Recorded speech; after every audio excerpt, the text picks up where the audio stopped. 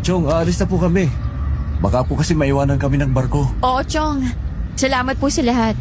Babalik din kami para bumisita kapag maayos ng trabaho ni Romel sa Capiz. Sandali lang. Mas mabuti pa siguro, wag na kayong tumuloy sa biyahe nyo. Bakit po, Chong? Kanina lang, may masamang balitang kumalat dito sa barangay. Yung anak ng kapitbahay natin, si Millie, buntis pa naman. Bumiyahe papuntang Capiz sakay ng barko. Pero hanggang ngayon, hindi pa siya nakakarating sa tiyuhin na sasalubong sa kanya. Chong, baka naman nagkasalisilan sila o baka nagkamali ng barkong nasakyan. Pwede ring naligaw. Ay nako, baka sumama lang sa nobyo. Ako nga nakipagtanan kay Romel eh. Hindi, iha. Maayos ang usapan nila at wala siyang nobyo. Nabuntisan lang naman sa inuman yon. Tumawag ang tiyuhin niya. Naghintay ng matagal pero walang Millie na dumating. Ang mas nakapagtataka, sabi ng barko, kasama raw siya sa bumaba. Pero bakit wala siya sa pier? Nakakapagtaka nga, Chong. Nasaan na kaya siya? Baka naligaw lang talaga sa lawak ng Capiz. Robel, gusto kong maniwala dyan. Pero may isang pasaherong babae raw na nakatakas at nagsumbong sa polis tungkol sa totoo raw na nangyari sa kanila. Pinagtawa na lang siya kasi gawa-gawa lang daw niya yun. Pero ang sabi niya, may nakasakay daw ng mga aswang sa barkong yun. Aswang? Chong, kahit ako hindi maniniwala doon. Walang aswang. Puro kwentong bayan lang yun eh. Totoo ang aswang, iha. Mismong lola ni Romel ang nagkwento sa akin noon tungkol sa karanasan niya. At isa pa, hindi ba ninyo alam? Capiz ang tinatawag na aswang capital ng Pilipinas. Marami raw aswang ang naninirahan sa lugar na yon. Hindi malayong may katotohanan ang sinabi ng babaeng yon. Kaya mas mabuti sigurong wag na kayong tumuloy pa. Kasi delikado. Naiintindihan ko po ang pag-aalala niyo, Chong. Pero malaking oportunidad dito para sa amin. Kailangan kong pumunta sa Capiz para sa trabaho. O siya, ganito na lang, Chong. Para sa ikapapanatag ng loob nyo, iiwasan namin yung barkong sinasabi nyo. Ano bang pangalan nun? Hindi ko alam ang pangalan. Pero sabi, gabi raw ito dumadaong at tumatanggap ng pasahero. Isang luma at halos kalawangin ng barko. Maaga naman po ang biyaya namin. Kaya wala kayong dapat ikabahala. Kailangan na po talaga namin umalis, Chong. Kung gano'n ay wala na akong magagawa. Pero ito, dalhin mo ang kwintas ng San Benito. Proteksyon mo yan laban sa mga masasamang elemento. Salamat po, Chong. Tara na, Romel. Baka mahuli pa tayo. Chong, aalis na po talaga kami. Basta wag po kayong mag-alala. Magiging maayos po ang biyahe namin. Sige, pero tandaan ninyo ang bilin ko ha. Wag na wag kayong magpapagabi sa biyahe. Siguraduhin ninyo na marami kayong kasabay na pasahero. At higit sa lahat, wag kayong basta-basta sasakay sa barkong hindi ninyo kilala. Lalo na kung kakaunti lang ang nakasakay. Mga kaaswang, ako nga po pala si DJ Popoy. Bisitahin nyo naman kami sa Aswang Radio. And please subscribe, like, comment, share, and ring the bell button para updated kayo sa aming mga kwento. Huwag kalilimutan, Aswang Radio.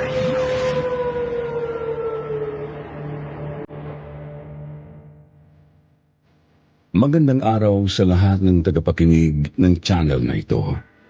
Ako nga pala si Romel, hindi ko totoong pangalan. 54 na taong gulang at kasalukuyang nakatira sa Tondo, Maynila. Hindi ko akalaing may susulat ko pa ang karanasang ito. Pero ngayon ay ibabahagi ko sa inyo ang isang pangyayaring hindi ko malilimutan. Para na rin sa aking sariling seguridad, binago ko po ang mga pangalan at lugar na mababanggit sa kwentong ito.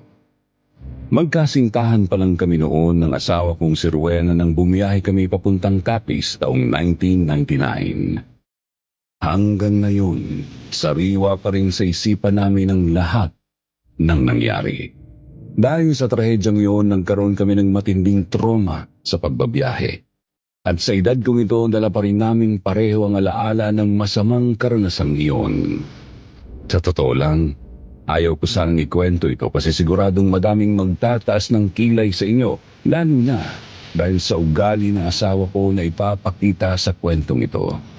Pero habang nakikinig ako sa inyong channel, naisip kong wala naman sigurong masamang ikwento ko ito. Tutal ay nakaraan naman na ito at marami nang nagbago ngayon. Kaya hayaan niyo sanang ibahagi ko sa inyo ang ating kwento.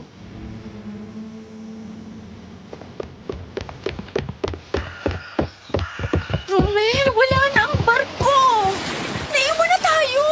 Tsa, may 5 minuto pa naman para mag-alas 8 ah. Kasalanan mo to eh. Kung mas maaga tayong umalis, naabutan sana natin ang barko. Nakikipagchismisan ka pa kasi sa chewin mo eh. Hindi sana tayo maghihintay ng ilang oras dito. Mahal, kumalma ka nga. Huwag mo akong pagtaasan ng boses. Nakakaya sa maraming tao. Pinagtitinginan na tayo. Wala akong pakialam. Humanap ka ng paraan para makaalis na tayo. Nagsasaya ka ng pera sa pagbili ng ticket tapos naiwan lang tayo ng barko.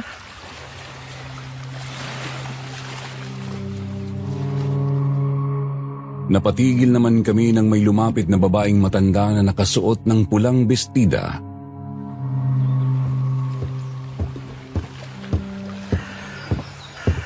Iha, iyo. Hindi naman sa nangihimasok ako. Pero narinig ko kasing naiwan kayo ng barko. Tama ba? Opo, Lola. Ito kasi lalaking to nakikipagchismisan pa sa chewing eh. Kaya nahuli tuloy kami ng dating. Ira, huwag kang mag-alala. May isa pa mamayang alas 5. Hindi galang opisyal na ferry. Pero mas mabilis at mas mura kapag doon kayo subakay. Cargo yun. Nagpapasakay ng pasahero. Lalo na ng mga kagaya niyong naiiwan sa biyahe. Hindi na kailangan ng ticket. Basta't magbayad ka lang ng pamasahe, direkta sa mga tauhan doon. Oh, ganun po ba? Maraming salamat sa impormasyon, Lola. Walang anuman iyo. O siya, aalis na ako mga anak.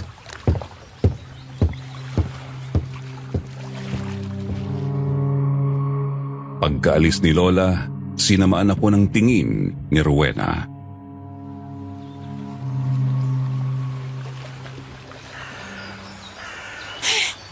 Kumalma ka nga, mahal. Eh, syempre, nag-aalala lang din si Chong sa atin. Ano pa bang magagawa ko? Eh di maghintay hanggang alas 5. Ay nako. Pero, saan kaya ang barkong yun? Baka kasi yung barkong sinasabi ni Lola ay yung barkong tinutukoy ni Chong. Hoy, Romen. Hindi ka yata nakinig sa sinabi ni Chong. Klaro namang alas 5 ang sinabi ni Lola. Gabi ang sinasabi ni Chong. Hapon pa yung alas 5, hindi gabi. Tsaka ano bang gusto mo? Abutin pa tayo ng umaga rito. Eh, syempre, naniniguro lang ako. Buntis ka pa naman. Romel, hindi naman yung isasuggest ni Lola sa atin kung hindi yun safe. Sabi pa nga niya, mas mabilis daw at mas mura. Tsaka kasalanan mo naman kaya magtiis ka. Di lang kasi maalis sa isip ko ang sinabi ni Chong eh. Ay nako, huwag mo na nga isipin yun. Pati ikaw nahahawa na sa chewin mo eh.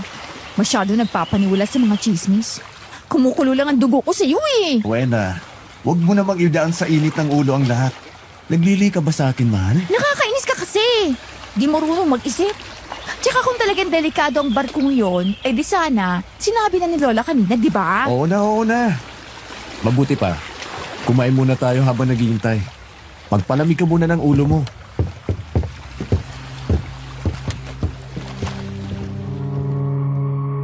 Nagpunta nga kami sa isang kainan para kumain. Pagkatapos, tumambay na kami sa waiting shed para hintayin ang barko.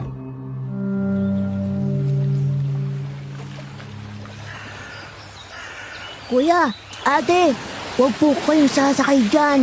Delikado po ang barkong yan. Ha? Ano bang pinagsasabi mo, Totoy? May mga sumakay po dyan na hindi na nakabalik.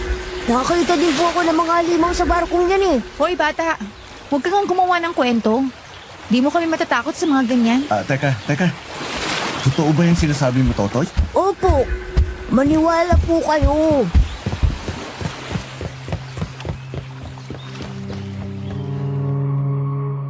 Biglang may lalaking lumapit sa amin at mabilis namang kumaripas ng takbo ang bata. Naiwan akong nag-iisip sa sinabi niya. Pareho nga sa babala ni Chong. May barko raw na tumatanggap ng pasahero pero hindi na nakakabalik.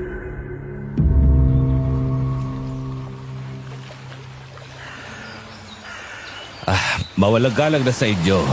Pwede bang malaman kung saan ang destinasyon nyo? Papunta po kaming Capiz. Sakto. Papuntang Capiz ang barko na yan. Kaya sumakay na kayo. Dali nyo. Ilang minuto na lang aalis ng barko. Pero Rowena, paano kung totoo ang sinabi ng bata? Di kaya yan ang barkong sinakyan ng nawawalang buntis doon sa atin? Ay nako, ang uto-uto mo talaga. Bata lang yon, gumagawa lang ng kwento. Tara na, sumakay na tayo. Pero Rowena, Ano ba, Romel? Pati pa naman bata, paniniwalaan mo. Sumakay ka na bago pa ako tuluyang ma-high blood sa'yo.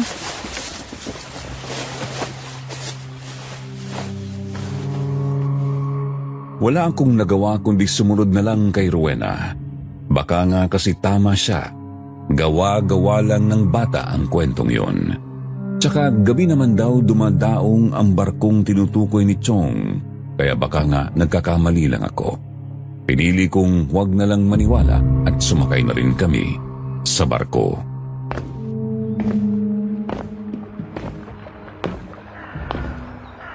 ang pangit naman ng barkong ito, Rowena. Para ka nasa lumang bodega, hindi sa loob ng barko. Tapos kakaunti pang pasahero. Aarti pa ba tayo? Tiisin na lang natin. Kesa naman mag-abang na naman tayo ng susunod na biyahe sa pier. Gusto ko na makarating sa Capiz. Kinakabang kasi ako eh. Tingnan mo, pati ibang tao rito. Parang lahat nakatingin sa atin. Huwag mo na lang pansinin. Ang talim kasi ng titig nila sa tiyan mo, Rowena. Sabi nga yaan mo na eh. Napaparaning ka lang.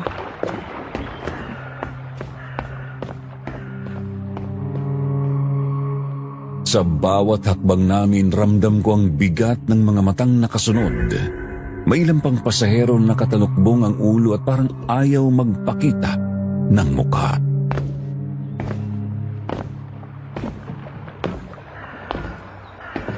Sumunod kayo sa akin. Dadalhin ko kayo sa cabin nyo. Sige po, sir. Salamat po. Tandaan nyo, pagsapit ng alas 9, bawal na kayong lumabas ng kwarto. Ho? Bakit naman? Sundin nyo na lang ang sinabi ko para wala tayong magiging problema. Sige po, sir.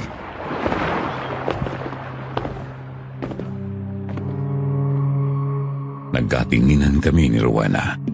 Hindi ko alam kung matutuwa ako na may kwarto kaming tutulugan o mas kakabahan sa malamig na tono ng lalaki. Mas lalo akong nagtataka sa kakaibang pakiramdam ko tungkol sa barko. Nang buksan niya ang pintuan, nakita namin ang madilim na kwarto na ang liwanag ay galing lang sa labas. May 2 double deck na kama, sapat para sa 4 na tao.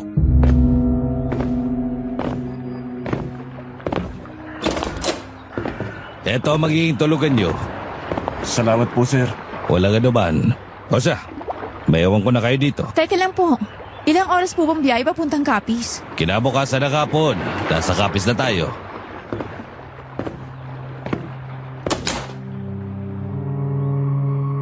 Pagkaalis ng lalaki ay tuluyan na kaming pumasok sa loob ng kwarto. Hindi ko inaasahan na medyo maluwag pala ito. May maliit na mesa sa gilid, may bintanang nakaharap sa dagat kaya may ilaw na pumapasok sa kwarto. Pero kahit maayos ang itsura, may kakaibang lamig doon na parang gumagapang sa balat ko.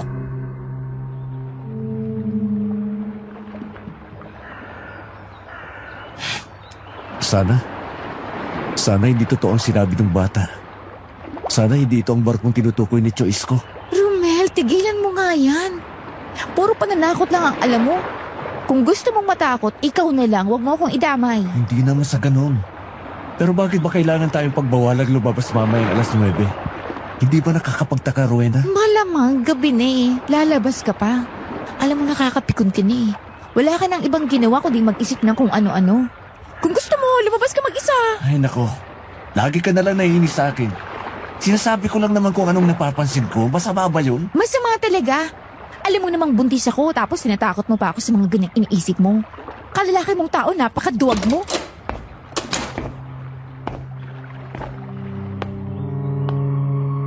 Napatigil kami nang biglang bumukas ang pinto at isang babae ang lumitaw. Halos kaedad ko siya. Maputla ang mukha at malamlam ang mga mata. Para bang ilang araw na siyang hindi natutulog. Nakasuot siya ng leather jacket at 7 colors na pantalon. Lalaking lalaki ang porma niya, pero mahaba ang buhok.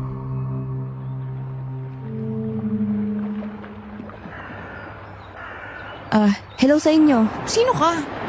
Bakit ka basta-basta pumasok dito? Miss, baka nagkamali ka ng kwartong pinasukan. Hindi. Kasama niyo daw ako dito. Wala na daw kasing bakanting kwarto. Tsaka huwag kayong mag-alala. Hindi ako magiging istorbo. Magpapanggap na lang akong bingi kapag narinig ko kayong gumagawa ng milagro. Ay nako, mali ang iniisip mo.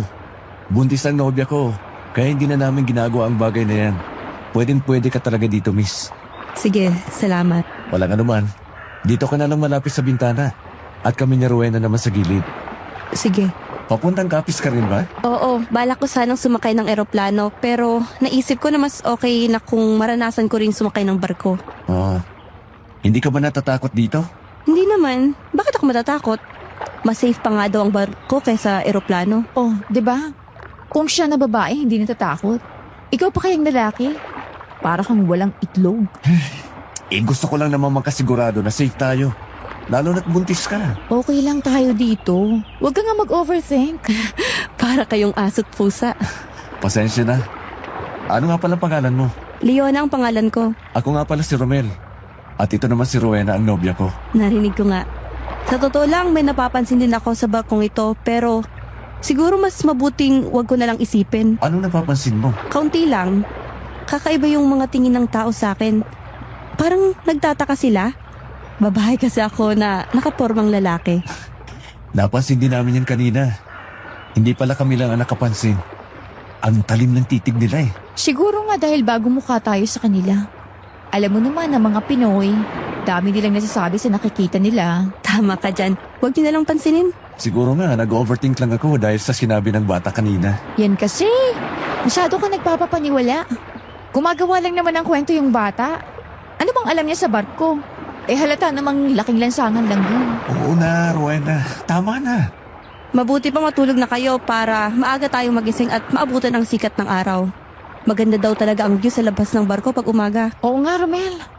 Halika na, matulog na tayo. Sige.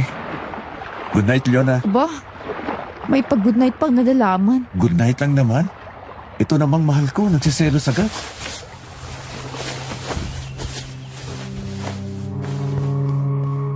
Humiga na nga ako sa tabi ni Rowena para makapagpahinga. Bandang hating gabi, nagising na lamang kami nang makarinig ng isang malakas na kalabog at iyak ng babae.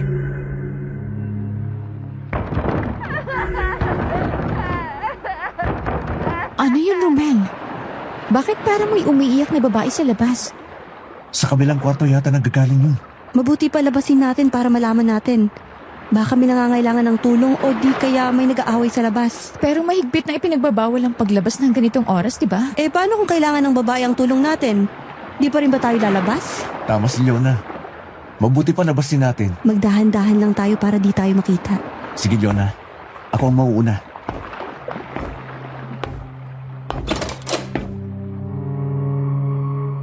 Dahan-dahan kaming lumabas sa kwarto. Nanlaki naman pareho ang mga mata namin sa aming nakita. Ang lalaki na naghatid sa amin kanina ay biglang nagbago ang anyo. Agad kaming nagtago sa likod ng mga container.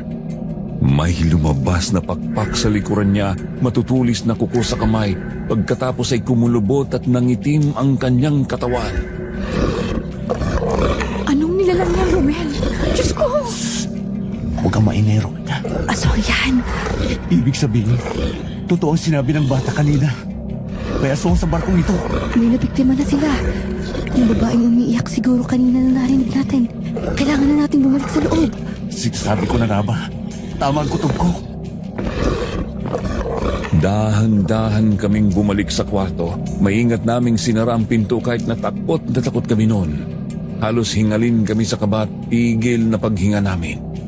Nakita kong nanginginig si Rowena sa takot kaya niyakap ko siya agad. Si Leona naman ay nakasilip ng kaunti sa maliit na bintana. Uy, parating! Humiga kayo! Bilis! Sige, Diyos ko, Romel! huwag kang gumalaw. Ipinikit ko ang mga mata ko. Nagkunwaring natutulog. Narinig ko ang pamilyar na boses ng lalaki. Bukas ng umaga, mag-stop over tayo sa Iloilo. Kailangan natin makabiktima ulit ng buntis para sa susunod na araw. Bukas ng gabi naman, ang buntis sa kwartong ito ang isusunod. Diyos ko! Rowena, huwag kang maingay. Wala na sila. Umalis na. Ako daw ang isusunod nila. Diyos ko, ano nang gagawin natin, Romel? Ayoko pang mamatay. Huwag kang mag-alala. Gagawin ko ng paraan. Puprotektahan kita. Kasalanan mo to eh. Kung nakaalis lang tayo kanina, hindi sana tayo makakasakay sa barkong to. Teka, bakit ako ang sinisisi mo? Ikaw naman ang may gustong sumakay dito. Ni hindi mo ako pinaniwalaan. Nung sinabi kong may kutob ako, na totoo ang sinasabi ng bata. Eh kasi wala na tayong choice. Aabutin po tayo ng kinabukasan kung maghihintay pa tayo. At sino ba naman ang mag-aakalang totoo ang sinabi ng batang yun? Kaya nga, pareho tayong may mali. Kaya sana huwag mong isisi sa akin ang lahat. Ikaw rin naman ang nagpumilit sa akin para tanggapin ang trabaho sa Kapis, di ba? Malamang. Eh paano mo kami mabubuhay dun sa inyo? Wala ka namang trabaho. Pa-extra-extra ka lang sa palayan ng tiyuin mo.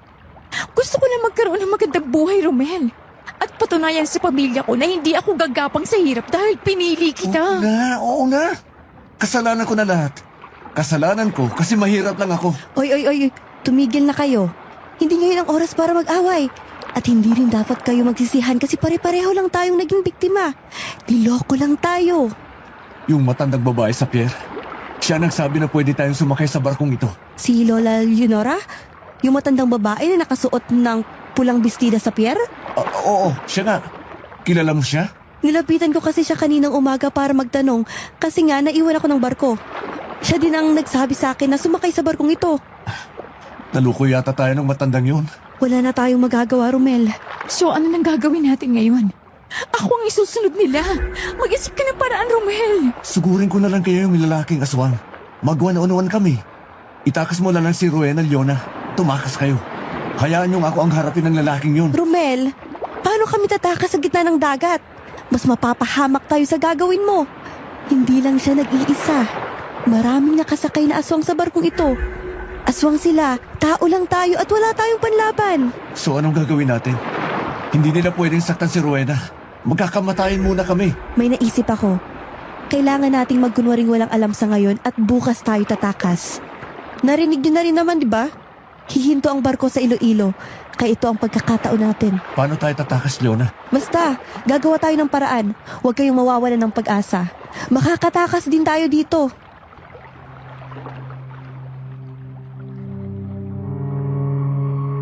Napabuntong hininga na lang ako at niyakap si Rowena na takot na takot. Hindi na ako nakatulog habang binabantayan ko siya. Kahit ayaw niyang matulog, pinilit ko pa rin siya dahil masama sa baby namin ang pagpupuyat. Nangako akong babantayan ko siya. Nagulat naman ako nang magsalita si Leona na akala ko tulog na.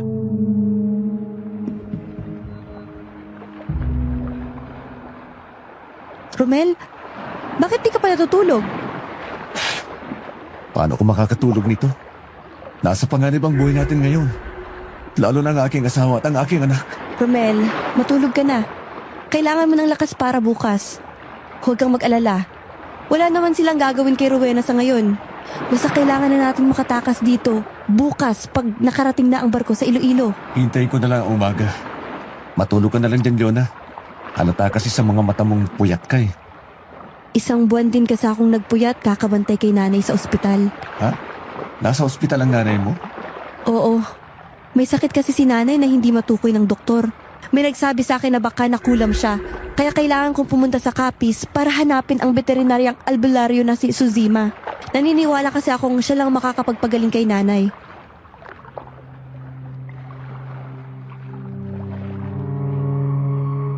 Napatigil naman kami pareho nang biglang nagsalita si Rowena.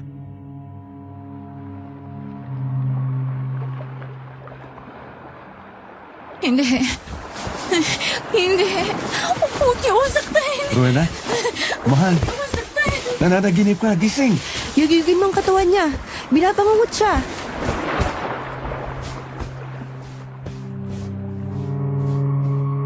Niyugyug ko ang katawan ni Rowena para magising at umiiyak siyang yakap-yakap ako.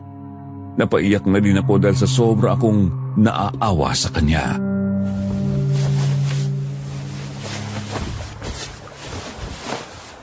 Panaginip lang yun, mahal ko. Tahan na. Romel, natakot ako. Papatayin nila ako. Hindi ko hahayaang mangyari yun. Hindi ako papayag na saktan nila kayo ng anak natin, Rowena. Pero paano kung di tayo makatakas dito? Paano na tayo niyan, Romel? Makakatakas tayo dito. Hindi pwedeng hindi. Tatagan niyo lang ang loob niyo. Lalo ka na, Romel. Ikaw ang lalaki dito. Oo, Leona. Huwag kayong mag-alala. Makakatakas tayo rito. Rowena, huwag ka nang umiyak. Baka marinig pa nila tayo tsaka nakakasama sa baby niyo yan.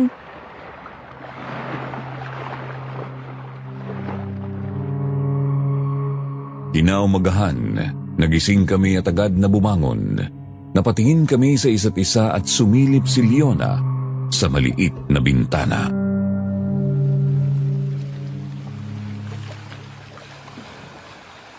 Romel, Rowena, wala sila sa labas kaya tara na. Lumabas na tayo. Sigurado ka, Leona? Oo, ngayon ang tamang oras para tumakas. Pero, saan tayo dadaan? Teka, dun sa gilid ng barko. Sa likod ng mga container para hindi nila tayo mapansin. Sige, tara na. Dahan-dahan lang kayo sa paglakad. Dapat hindi nila tayo makita o marinig. Romel, bitbitin mo nga itong maleta. Iwan nyo na yung maleta nyo. Sagabalan yan sa pagtakas natin. Mahihirapan kayong dalhin yan. Aba, hindi pwede. Marami akong gamit sa loob niyan. Ay nako, kayong bahala. Basta dahan-dahan lang sa paglakad. Paano naman tayo makakalabas ng barko? Tingnan mo. May nakabantay, Leona. Teka, may nakita akong maliit na bangka na din sa guwan. Ayun oh. Medyo malayo. Paano naman tayo makakasakay dyan? Romel, marunong ka bang lumangoy? Oo naman. Kung ganun, ikaw na ang maunang bumaba. Lumangoy ka papunta sa bangka, tsaka ka magsagwan palapit sa barko. Tama kaya yung naisip mo, Leona. Baka makita pa ako at mahuli tayo. Romel, wala na akong naiisip na ibang paraan. Hindi tayo pwedeng dumaan sa harapan kasi may mga bantay. Siguradong mahuhuli talaga tayo. Sige, pero kailangan natin makahanap ng paraan para makababa. Kailangan natin ng lubid. Ayun, kunin mo na ang lubid, Romel.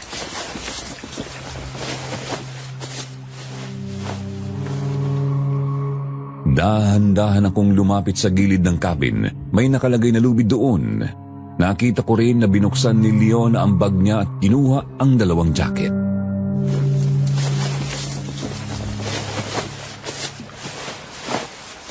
Romel, itali mo itong jacket sa lubid para hindi masakit kapag magpapadulas tayo pababa. Sige. Teka lang, Leona. Teka, sigurado ba kayo rito? Nakakatakot bumaba. Rowena, kung hindi tayo bababa dito, ikaw na ang susunod nilang kakainin mamayang gabi. Kaya makikooperate ka na lang, please. Okay. Diyos ko, kinakabahan na talaga ako. Ako mauuna. Hintayin niyo ako dito kapag nadala ko na palapit ang bangka. Diyos ko, sana kayanin natin. Kakayanin natin ito, mahal ko. Magtiwala ka lang, okay? Para sa baby natin. Magpakatatag ka. Oo na, sige na. Bilisan mo na, Romel. Baka maabutan pa tayo. Romel, dahan-dahan lang sa pagtapon ng lubid. Baka tumalsik ang tubig at makagawa pa tayo ng ingay.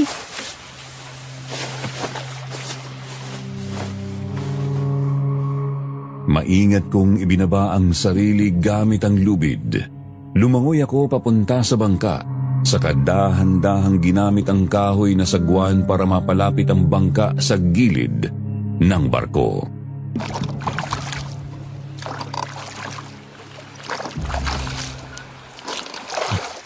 Malapit na. Hawakan niyo lang ang lubid. Sige, ikaw nang susunod, Rowena. Ako nang mahuli. Teka. Kinakabahan ako. Humawak ka lang ng mahigpit sa lubid at magpadulas ka ng dahan-dahan. Sige lang, mahal. Nandito ako sa baba. Sasaluhin kita. Diyos ko, nanginginig ang tuhod ko. Malapit na, mahal. Kunti na lang. Romel, hawakan mo sa bewang si Rowena.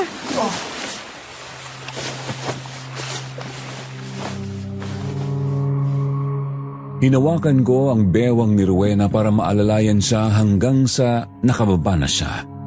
Sumunod naman si Leona at humanga ako sa tikas ng kilos niya dahil agad siyang nakababa. Nagulat ako nang kumuha pa siya ng itim na damit sa bag niya at inilagay sa tiyan ni Rowena.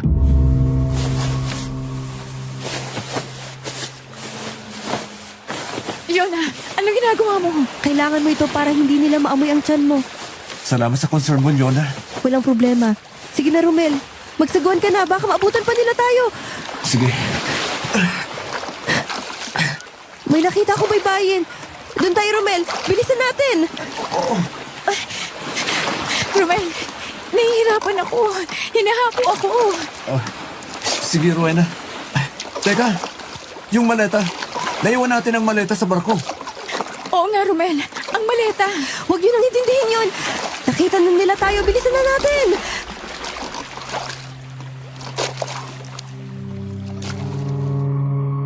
Napatingin ako sa pantalan at nakita ang dalawang lalaki na nakatitig sa amin.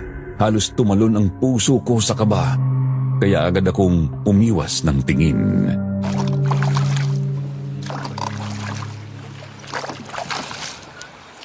Nakatingin sila sa atin. Yan na nga bang sinasabi ko eh. Dali, bilisan na lang natin. Pero sabi ni Chong Isko, sa gabi lang aktibo ang mga swang.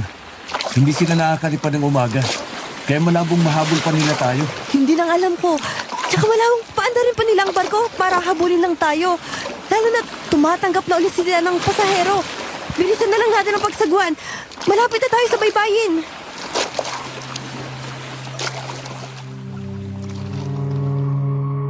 Ilang sandali pa nakarating kami sa isang baybayin sa baryo. Hindi ko alam kung saang baryo kami napadpad pero ang mahalaga sa akin ay ligtas kami pare-pareho sa oras na yun.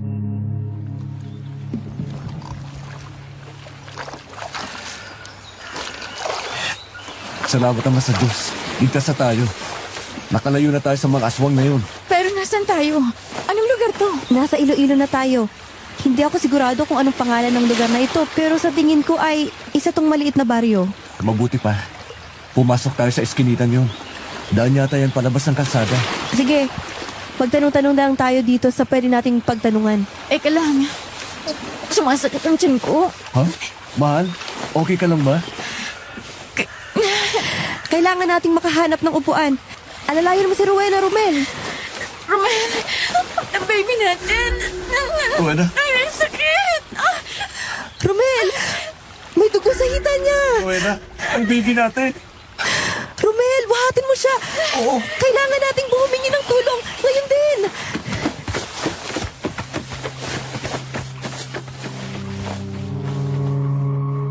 Agad kong binuhat si Rowena at mabilis na tumakbo papasok sa isang eskinita.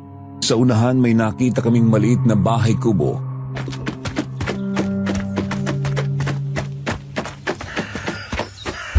Tulungan niyo po kami. Dinudugo po ang kaibigan kong buntis. Ay, Diyos ko. Halika kayo, pasok. Bilisan nyo. Iligtas niyo po ang baby ko. Iligtas niya siya. Manang. Manang, kailangan po namin madala si Rowena sa ospital. Ihiga nyo muna siya dito sa upuang kawayan iyo. Huwag kayong mag-alala. Ako nang bahala sa kanya. Isa akong kumadrona. Alam ko ang gagawin sa ganitong sitwasyon. Sandali lang. Kukuha lang ako ng basang tuwalya.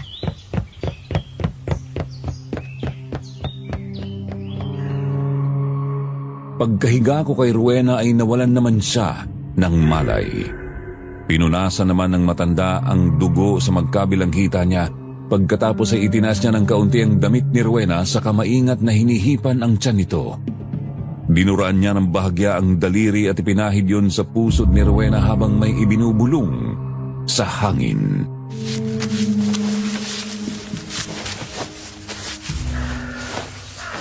Mana, bakit nyo nilagyan ng laway ang tiyan ni Rowena? Ano pong ginagawa nyo? Huwag kang mag-alala, iyo. Tinawalan ko lang siya. Maayos ng lagay niya, pati ang baby niyo. Ano pong tinawalan? Ano po yun? Isang dasal na may kasamang laway, iyo. Pamana pa sa akin ang nanay ko at galing pa sa lola kong tubong Mindanao ang karunungang yon. Hindi basta salita ito, kundi orasyon ng pagpigil ng pagduruko. Ang laway ng gumagamot ang nagsisilbing daluyan ng bisa ng tawan. Ibig sabihin, albularyo po kayo? Nakakapagpagaling kayo ng iba't ibang sakit? Hindi, anak. Ang kaya ko lang ay mga ganito. Buntis na dinudugo o taong sugatan dahil sa kagat ng hayop. Ang tawal ko ay para lang sa pagpapatigil ng pagdurugo. Nagpapanak din ako ng buntis noon. Buti na lang po talaga nakita namin agad ang bahay ninyo. Utang na loob po namin sa inyo ang buhay ng anak namin. Maraming salamat po, Manang. Ano nga pala ang pangalan nyo? Mirna, iyo. Ang pangalan ko ay Mirna. Manang Mirna. Ako nga po pala si Romel. At ito po ang nobya kong si Rowena. Ito naman po si Leona, kaibigan namin. Ganun pa. Eh bakit kayo napadpa dito? At may dala pa kayong malalaking bag. Saan ba kayo galing? Malayo pa kabahayan mula rito. At bago sa akin ang mga mukha ninyo. Ganito po kasi yun. Sige lang, sabihin mo na iyo. BBI po sana kami kahapon ng umaga papuntang Capiz. Kaso naiwan po kami ng barko na dapat sasakyan namin may nagsabi naman po na may isa pang biyaheng bandang alas 5 ng hapon. Kaya nagdesisyon kami sumakay doon. Hindi po namin nakalain ang barkong yun. May mga aswang. Ano ka mo, mga aswang? Opo. Alam ko pong mahirap paniwalaan. Pero totoo po ang sinasabi ko. Nakita mismo ng mga mata namin. Buti nga po at nakatakas pa kami mula roon Diyos ko. Mga aswang nga pala talaga. Matagal ko nang naririnig ang mga kwento tungkol sa kanila. Pero hindi ko akalain na may makakadaupang palad akong aktwal na mga biktima nila mismo. Ibig niyo pong sabihin? Naniniwala rin kayo, Manang? Oo naman iyo. Hindi lang kwento-kwento ang mga yon. Totoo ang mga aswang. Pero hindi ko akalain na pati sasakyang pandaga. Gagamitin nila para mambiktima. Laganap talaga ang mga aswang, lalo na sa Capiz noon, bago pa dito sa lugar namin. Hindi ko rin po talaga akalain na totoo ang mga aswang. Narinig ko lang po yun sa mga kwento ng tiyuhin ko Ang mabuti pa ay paghahanda ko muna kayo ng makakain. Halata sa inyo na gutom at pagod na pagod kayo. Tsaka na natin ituloy ang usapan. Sige po, Manang. Salamat po.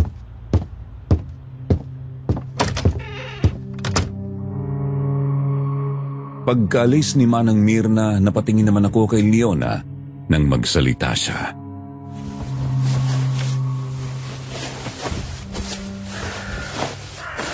Romel, tingnan mo si Rowena. Parang nananaginip siya.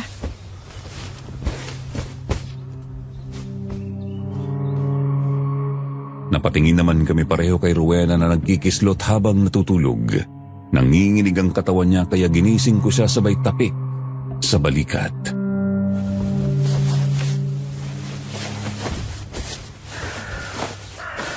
Rowena? Mahal? Hindi.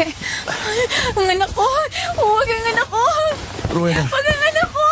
Gising, mahal. Binabangungot ka. Yugyugin mo ang katawan niya.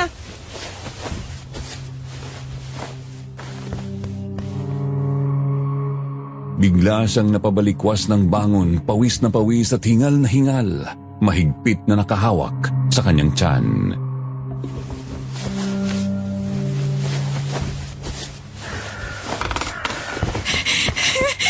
Romel, ang anak natin.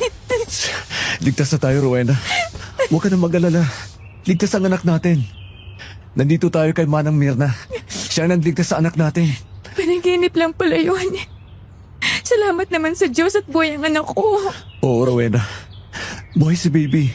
Matapang ang baby natin. Kumapit siya ng gusto sa'yo. Kawawa naman ang anak ko. Nadamay pa sa sitwasyon natin. Mga walang hiyang aswang na yun. Muntik na mawala ang anak natin dahil sa kanila. Mahal, kumalma ka. Wala na sila. Malaya na tayo sa kanila. Patawarin mo ako, Romel. Kasalanan ko lahat to Kung nakinig lang sana ako sa'yo, hindi sana tayo nakasakay sa barkong yun. Dahil sa katigasan ng ulo ko, muntik pa mawala ang anak natin. Na mahal. Nangyari na. Wala na tayong magagawa. Huwag mo ako mag-isa. May kasalanan din naman ako. Dahil kung hindi tayo nahuli, sana nakasakay tayo sa regular ferry. Huwag mong sisihin ang sarili mo. Tama si Romel, Rowena. At naniniwala ako na lahat ng nangyayari may dahilan. Naloko tayong lahat ng mga aswang na yon. Ang isipin natin ngayon, buhay pa tayong lahat at makakarating na tayo sa dapat nating puntahan. Salamat, Lona. Kung hindi dahil sa tapang at diskarte mo, hindi tayo makakalabas ng barkong yun. Tsaka, kung hindi ka humingi ng tulong kanina, siguro na wala na talaga sa amin si Pepe. Malaki ang utang na loob namin sa'yo. Ano ka ba? Wala yun.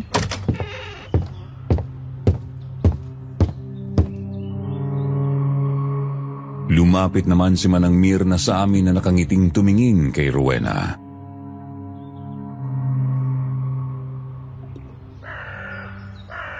Oo, mabuti naman at gising ka na, Iha. Kumusta nang pakiramdam mo? Okay naman po, Manang.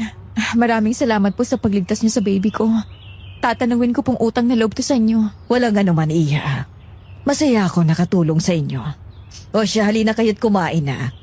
Ininid ko na ang luto kong adobong kangkong kagabi at sinamahan ko na din ang kape para mainitan ang tiyan nyo.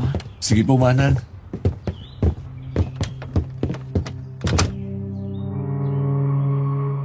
Pagkaupo namin sa harap ng mesa, namuo ang katahimikan sa pagitan namin dahil parehas talaga kaming gutom at nakatuon lang sa pagkain.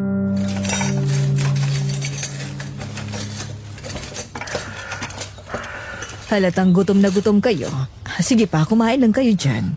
Nakakaya naman po. Pasensya na po kayo, Manang, ha? Ano ba kayo? Huwag na kayong mahiya at humingi ng pasensya. Kumain pa kayo. Lalo ka na, Rowena, para bumalik ang lakas mo. Opo, Manang. Ang sarap naman po ng luto nyo. Salamat naman at nagustuhan ninyo. Siya nga pala, Manang. Itatanong ko po sana kung saan ang daan. Palabas ang kalsada at sakayan para po makapunta sa terminal ng bus papuntang Capiz. Ay nako, kailangan nyo pang maglakad ng 2 kilometro para makarating sa kalsada. Doon kayo makakasakay ng tricycle papuntang terminal.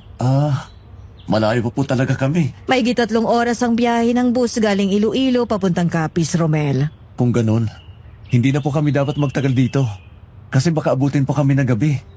Pwede naman kayong magpalipas ng gabi dito kung gusto ninyo. Naku, Manang, wag na po. Akakaya na po sa inyo. Tsaka kailangan na po talaga namin makarating ng Capiz. Baka po kasi makahanap ng kapalit ang magiging amo ko. Yun pa naman po ang sadya ko eh. Ang magandang trabaho para sa pamilya ko. Kung gano'n, hindi na kita mapipigilan dyan, iyo. Pero magpahinga muna kayo saglit. Bago kayo umalis. Medyo may kalayuan pa naman kasing kalsada mula rito. Opo, Manang. Sige po.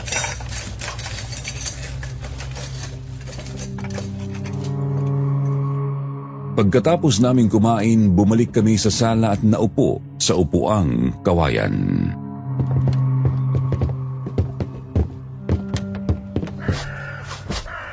Mabuti pa, matulog ka ulit kahit saglit lang. Para magkapagpahinga ang katawan mo. Malayo pang lalakarin natin mamaya palabas ng kalsada. Sa tingin mo makakatulog pa ako ulit nito, Romel? Kailangan na nating umalis. Hindi tayo pwedeng maabutan ng gabi sa lugar na to. Pero hindi ka pa okay, Rowena. Dinugo ka kanina. Romel, sapat na sa akin na nakatulog ako kanina. Okay na ako. Hindi ako mapakali hanggat di tayo nakakarating sa Capiz ng ligtas. Ayokong mangyari ulit sa atin ang nangyari sa barko. Kung hindi pa tayo aalis dito, gagabihin tayo. Kahit sabihin mo na wala nang mga aswang na yon, delikado pa rin kasi wala tayong kakilala rito. Tama si Rowena, Romel. Kailangan na nating umalis. Hindi rin natin sigurado kung safe ang lugar na to, lalo na sa gabi. Oo. Sige. Aalis na tayo.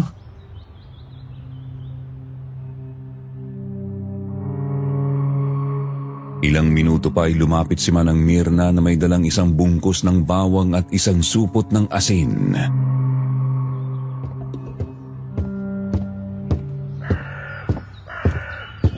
Dalhin nyo ito. Panlaban ito sa mga aswang kung sakali lang na may makasalubong kayo sa daan. Mas mabuti ng sigurado at may protection kayong dala. Salamat po, Manang Mirna.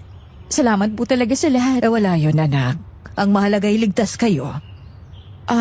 Siya nga po pala, Manang. May kutsilyo po ba kayong maliit dyan o kahit balisong? Ha? Anong gagawin mo sa balisong, Rowena? Panlaban kung sakaling may aswang sa daan. Gusto ko makasigurado na ligtas kami ng anak ko. Tama ka, Rowena. Teka lang, kukuha ko sa kusina. May 2 balisong naman ako doon. Sige po.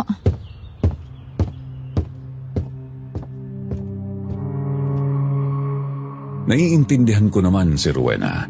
Naiintindihan ko ang takot niya. Muntik na nga kasing nawala sa amin ang anak namin. Pero medyo nakakapanibago rin na makita ang pagbabago niya na handang lumaban at protektahan ang anak namin sa paraang hindi ko inaasahan.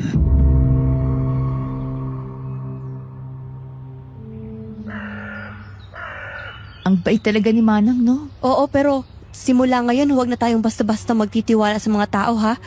Hindi natin alam kung sino ang pwede nating pagkatiwalaan. Wala naman ako nakikitang kaduda-duda kay Manang. Hindi siyang ibig kong sabihin.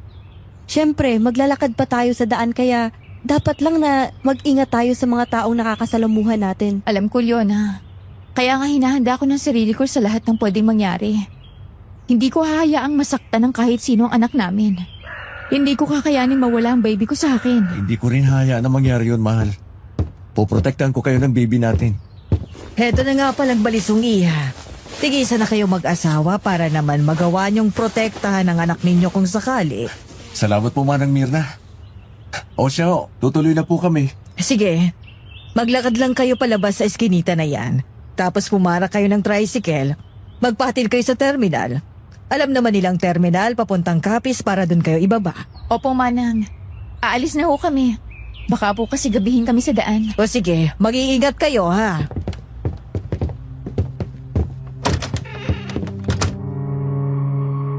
Nilakad namin ang makipot na daan palabas. Medyo may kalayuan nga ito sa pangunahing kalsada. Tahimik ang paligid, para bang walang ibang tao.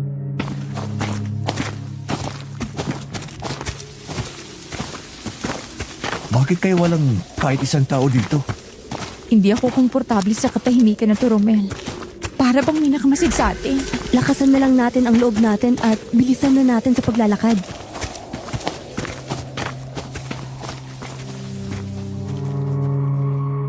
Biglang lumakas ang hangin at ang mga dahon sa paligid ay nagliliparan sa aming mga paa.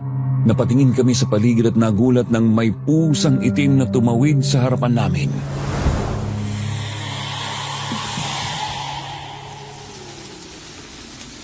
Romel, baka hindi ordinaryong pusa yon. Mahal, pusa lang yun. Huwag kang mag-alala.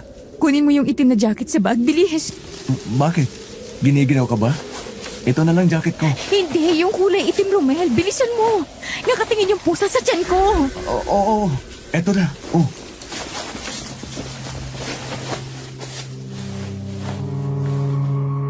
Kinuha ni Rowena ang jacket at maingat na ipinantakip yun sa kanyang tiyan.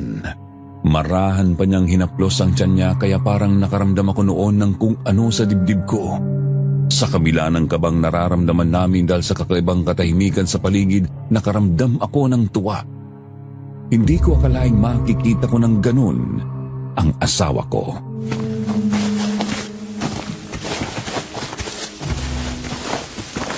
Huwag kang mag-alala, anak. Hindi ko hahayaang may mangyaring masama sa'yo. Nandito lang si nanay, ha? Ang swerte naman ng anak natin sa'yo, mahal. Muntik na siyang mawala sa atin. Hindi ko hahayaang tuluyan siyang mawala, Romel. Puprotektahan ko siya sa paraan na alam ko. Oo. Poprotektahan natin siya. Hindi ka nag-iisa. Alam ko, mahal. At gusto ko tang tulungan kaya ginagawa ko to. Nakikita ko ng kalsada.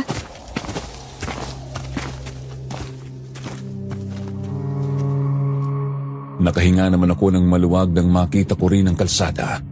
Mabilis kaming naglakad hanggang sa makarating doon.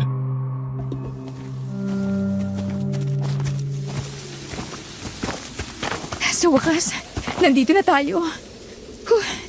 Hinihingal ako. Ang layo ng nilakad natin.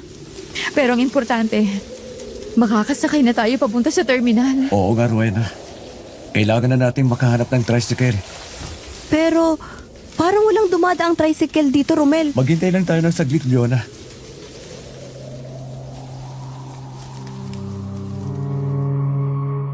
Mahigit kalahating oras ang paghihintay namin pero wala pa rin kaming nakikitang tricycle. Medyo naiinip na kami noon at nagtataka na rin.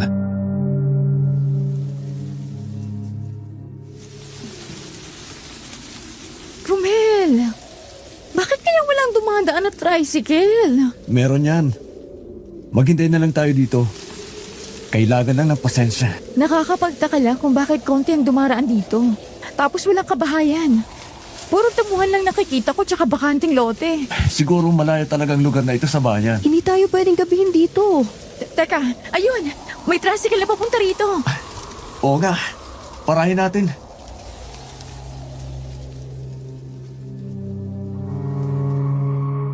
Pagkapara namin ay huminto naman ang tricycle sa harapan namin.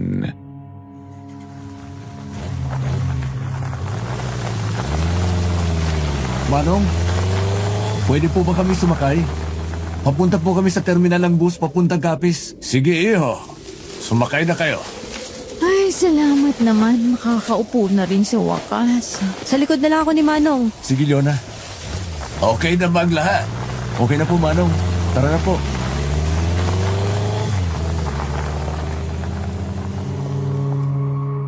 Agad na pinaandar ng driver ang tricycle at napansin ko na mabagal ang takbo niya.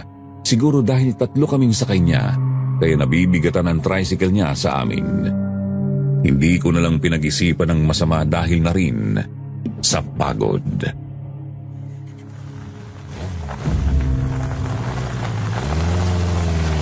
Bakit kayo walang mga bahay sa dinadaanan natin? Ang pangit naman ang daan dito. Puro damuhan lang. Romel, maging alerto tayo. Baka may mga aswang sa paligid natin. Ubus haruin na. Mabuti pa. Umidlip ka muna. Gigisingin na lang kita kapag dumating na tayo. Hindi, Romel. Babantayan kong baby natin. Rowena, mas lalo makaka-apekto sa bata kung wala kang penga. Umidlip ka muna. Ako na ang bahala sa baby natin. Nasa loob naman tayo ng tricycle eh. Sige, Romel. Pasensya ka na.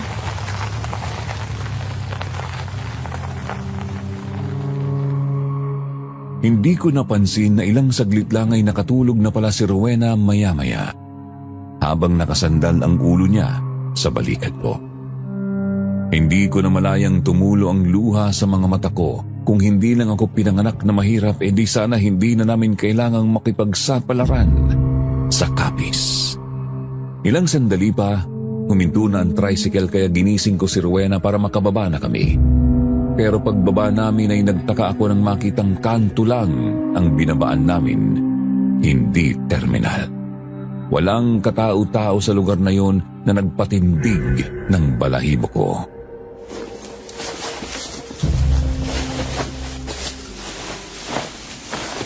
Manong, nagkamali po yata kayo. Sa terminal ng bus po kami papunta. Iho, dito ang sakayan ng bus. Mas madali at mura. Kung sa terminal pa kasi kayo pupunta, wala nang schedule doon. Umaga pa bumibiyaya ang bus papuntang Capiz. Hintayin nyo na lang dito ang bus mamayang 4:00 ng hapon.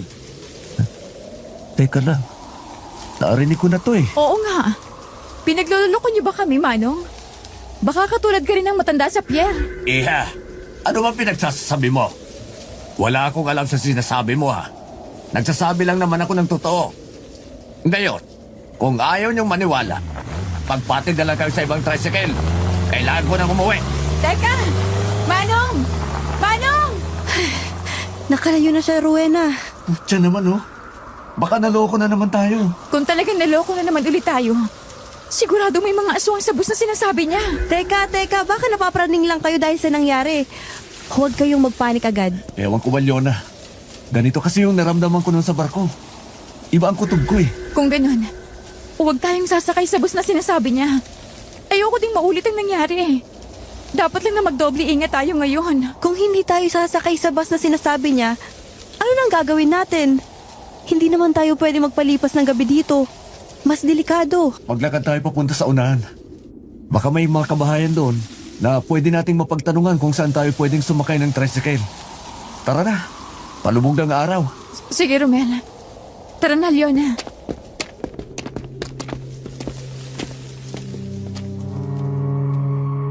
Malayo na ang aming nalakad pero walang dumating na tricycle. Wala rin kaming nakitang mga bahay sa paligid.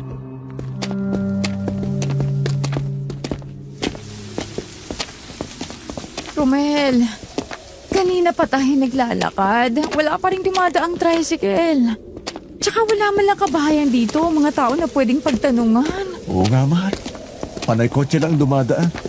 Pero hindi naman mapara dahil ang bibilis ng takbo. Hindi naman tayo pwede makisakay sa mga kotse. Malabong huminto ang isa sa mga yan para sa atin. Tsaka mas delikado na baka kung saan pa tayo dalhin. Oo nga. Tsaka, baka aswang din ang mga yon. Tapos iligaw lang tayo. Kakainin nila kami ng anak ko. Mga tuso pa naman ng mga aswang na yon. Tingnan nyo! Parang may bus na paparating.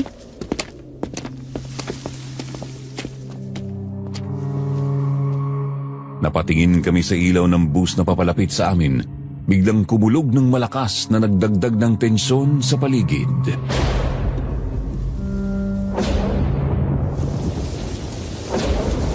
Romel, uulan na yata. Wala na tayong choice. Mas mabuti pang sumakay na tayo sa bus kaysa maabutan ng ulan dito. Sige, may bawang atasin naman tayo kung sakaling may aswang sa loob ng bus na yan. Maging alerto na lang tayo, ha? O sige, sasakay na tayo dyan. Hindi naman yata yan yung bus na sinasabi ng driver. Kasi di ba nag-aabang pa dapat yun doon? Inakalayo na tayo doon sa pinanghintuan natin eh. Tama ka, Romel. Tsaka may mga pasahero naman pala sa loob. Normal naman kung titingnan ng bus.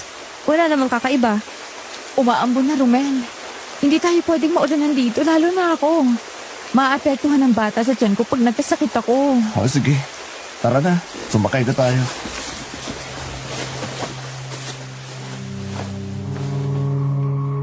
Wala na nga kaming nagawa kundi ang sumakay sa nakita naming bus. Pag-agyat namin doon, ramdam ko agad ang kakaibang katahimikan. May ilang pasahero pa sa dulo na kayukulang na parang tulog o ayaw makipag-usap. Umupo kami nila Leon at Rowena sa bandang gitna. Tahimik lang ako pero hindi mapakali. Ramdam ko kasi na may mali. Hindi ko maipaliwanag pero parang may nakatingin sa amin kahit wala naman. Habang umaandar ang bus, isa-isang bumababa ang mga pasahero sa mga baryo. Napakunot naman ang noo ko.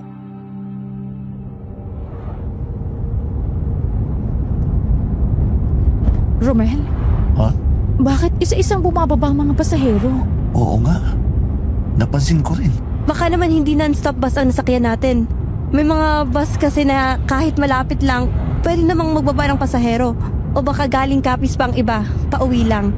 Kaya huwag kayong kabahan. Siguro nga. Ay nako, kung ano-ano naisip ko. Hindi ko alam kung tama ba na sumakay tayo sa bus na to.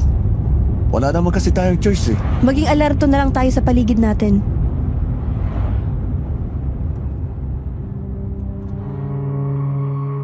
Lumipas ang ilang oras, tuloy-tuloy naman ang pagbaba ng mga pasahero kaya hindi na ako naging komportable. Lalo na si Rowena.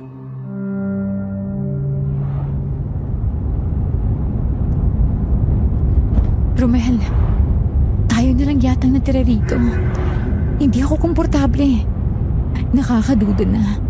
Imposible naman na walang bababa sa terminal ng Capiz. Oo nga, mahal. Yan din ang naisip ko. Teka, mali na yata ito. Kailangan na nating ihanda ang sarili natin kung ano man ang posibleng mangyari. Teka, bakit parang bumabagal ang takbo ng bus? Oo nga. Parang hihinto yata tayo eh. Wala na namang ibang pasahero, di ba?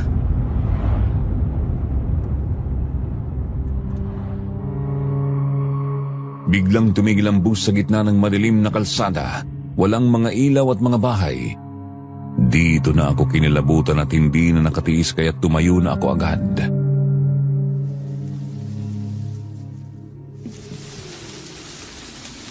Kuya, bakit huminto tayo?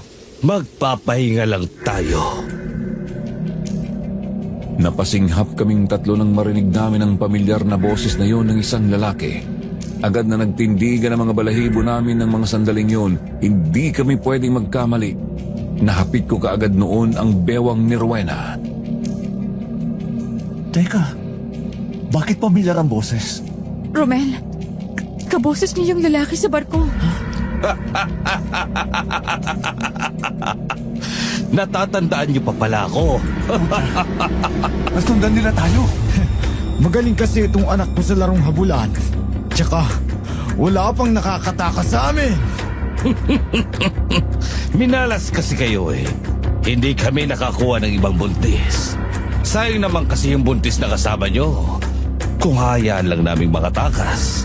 Lalo na at alam nyo na kung ano ang operasyon namin. Hindi niyo talaga kami titigilan. Bakit ka naman namin titigilan?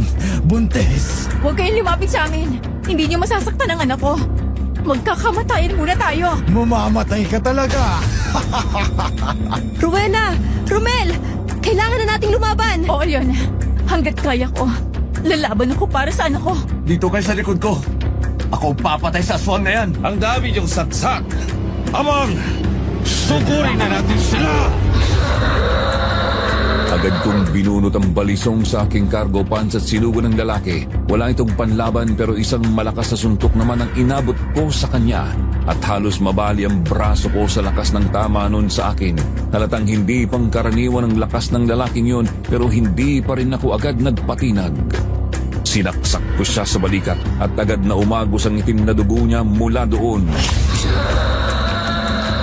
Leona! Rowena! Hanapin niyo yung exit sa likod! Bilisan niyo! Pero Romel, hindi kita iiwan dito. Bilisan niyo na! Umalis na kayo! Hinila ni Leona si Rowena papunta sa emergency exit pero hinarang sila ng driver at hinablot ang buhok ni Rowena. Napasigaw ang asawa ko sa sakit. Rowena! Walang hiya ka, kaswang ka! Iwan mo ako! Halimaw! Hindi ka na makakatakas pa! Agad na binunot ni Rowena ang balisong sa gilid ng bag at sinaksak sa balikat ang lalaki kaya napatras ito at napasigaw. Buti na lang at naging mabilis ang utak ni Rowena ng mga sandaling yon at determinado talaga siyang protektahan ang anak namin. Hayop kang babae ka! Agad namang hinampas ni Leona ng fire extinguisher ang mukha ng driver saka sinipa ni Leona ang pinto hanggang bumukas. Tumalon silang dalawa palabas ng bus. Naiwan ako sa loob kasama ang konduktor. Sinuntok niya ako sa sikmura at sinakal ako. Doon ko naramdaman ang kwintas kung saan binito na mainit na parang nagliliyab. Nahawakan pala niya ito. Buti nga sa'yo halimaw ka! Hayop na kwintas na yan! Dali-dali naman akong tumalon palabas ng bus pero biglang may humila sa balikat ko. Akala mo makakatakas ka! Wala bang nakakaligtas sa amin? Hayop mga aswang ka! Bitiwan mo ako! Hindi kita hayaan makatakas dahil alam kong babalikan ka ng asawa mo! Kung niyo mga halimaw ka, hayaan mo na kami! Hindi naman nakakawang pakinggan. Siguro, mas mabuting maka na lang kita. Halos mabali ang buto ko sa lakas ng pagkakahawak niya sa akin. Malapit na niya akong kagatin nang biglang bumalik sina Rowena at Leona. Hindi nga nagkamali ang aswang sa sinabi niya kanina. Umalis ka dyan! Hayop ka! Bitiwan mo si Romel! Sinasabi ko na nga ba, babalik ka. Sige, bibitiwan ko siya kung sasama ka sa amin. Agad na kinalkal ni Rowena ang bag niya. Doon lang namin naalala may dala pala silang bawang at asin mula kay Manang Mirna. Sa sobrang kaba kanina nakalimutan nila ang tungkol doon. Etong napapagay sa'yo! Romel, tara na! Takbo! Salamat! Kung hindi kayo bumalik, Hindi ka namin iiwan, Romel. Hindi kita kayang iwan. Mamaya na yan! Bilisan na natin! Rowena! Romel! Sabay-sabay kaming tumakbo palayo sa bus. Nakita ko naman ang konduktor na lumabas ng bus at nagbago ang anyo. Agad namang kaming nakapasok sa kakahuyan. Wala na kaming ibang mapagtataguan kaya kahit madilim doon sa tinahak naming daan ay tiniis namin. Mabuti na lang at may sinag ng buwan na nagsilbing gabay sa dinadaan namin. Hingal na kami. Bigla namang napahinto si Rowena at napahawak sa tiyan niya. Rowena, kaya mo po ba? Oo, kaya ko pa. Medyo sumakitan ng kote tiyan ko, pero huwag kang mag-alala. Kaya ko to. Dito muna tayo. Halika! Magtago tayo sa likod ng punong to. Sige, sige. Kumawa ka sa balikan ko, mahal. Aalalayan kita. Humawa ka rin sa akin, Rowena. Agad naming inalalayan si Rowena at sumiksik kami sa likod ng malaking puno. Doon kinalkal ni Leona ang bag niya at kinuha ang asin. Sabuyan natin sarili natin, bilis! Bakit huli na natin naisip to? Kanina pa pala nasa bagang asin at bawang. Kasi siguro, blanco ng isip natin kanina sa pag-atake nila. Nadala tayo sa takot. Oo, Romel. Kahit anong paghahanda ang ginawa ko, nadala din ako sa takot. Parehas lang tayo. Pero ang mahalaga, nailigtas pa din natin ang mga sarili natin. Oo nga. Sige na. Upusin na natin ang asin sa katawan natin. Teka, huwag kayong maingay. Naririnig niyo ba yun? Malapit na sila sa atin. Lumilipad sila. Rinig ko ang pagaspas ng pakpak nila. Hanggat maaari, huwag tayong gumawa ng ingay. Mga demonyo talaga mga aswang na yan. Shh! Dahan-dahan tayong sumiksik sa damuhan para hindi nila tayo makita. Gumapang kami papasok sa mahahabang damo. Halos hindi na iniisip kung may ahas ba roon. Ang mahalaga, hindi nila kami makita. Alalang-alala ako kay Rowena noon, kaya talagang todo ang pag-alalay na ginawa ko sa kanya. Siya ang pinupurterya ng mga walang hiyang aswang na yun, kaya sigurado akong hindi agad nila kami pakakawalan.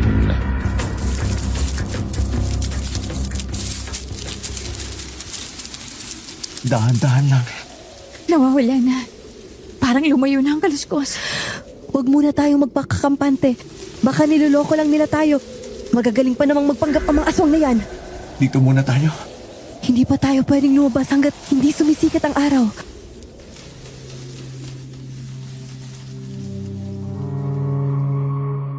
Dumaan ang ilang segundo at ang oras. Hindi ko na malayang nakatulog na ako dahil sa sobrang pagod at ganun din sila. Nagising naman kami kinabukasan ng umaga. Medyo nagtaka pa ako noon dahil parang hindi yata kami naamoy man lang ng mga aswang. Pero ipinagpasalamat ko na lang yon. Napangiwi ako sa sakit ng katawan ko, sa kadahan-dahan akong tumayo at pinagpag ang suot kong damit. Inalalayan ko si Rowena sa pagtayo at tumayo na rin si Leona.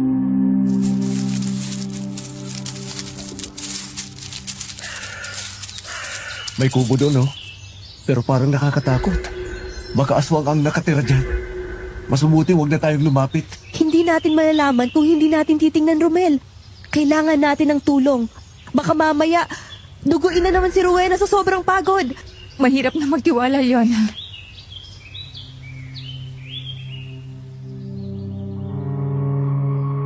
Napatigil naman kaming lahat nang bumukas ang pinto ng kubo. Lumabas ang isang matandang babae at nakatitig ito sa amin.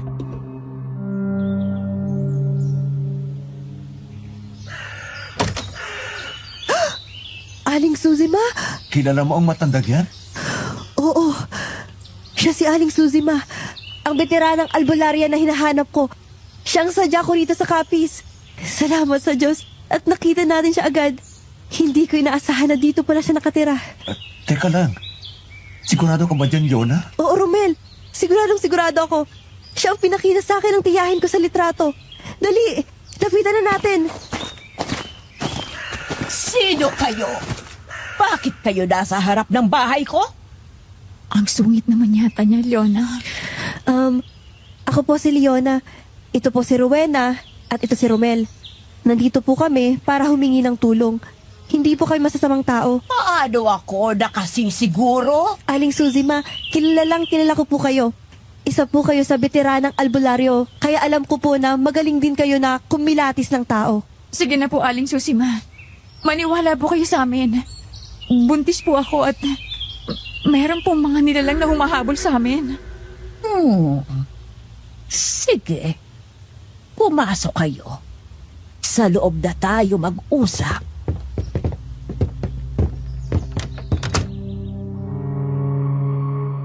Sinunod agad namin ang sinabi ni Aling Susima. Pagpasok namin sa kubo, agad kong napansin ang kakaibang itsura ng paligid. Puno ng tuyong dahon at halamang gamot ang nakasabit sa gilid ng kisame. May mga garapon na may lamang parang ugat na nakababad sa langis.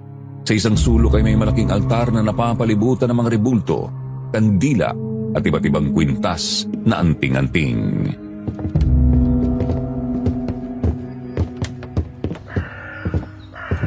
Tingnan mo, Romel. Ang laki ng altar niya. Ang dami pa niya mga kwintas. Parang kapareho ng binigay sa ni Chungisko. Sana nga. Matulungan niya tayo, mahal.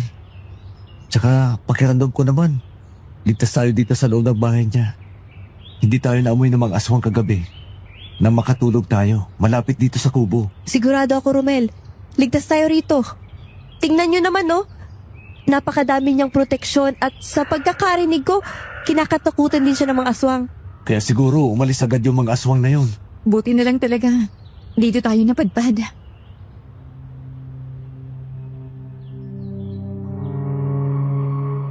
Napatigil naman kami sa pag-uusap nang bumalik si Aling Susima.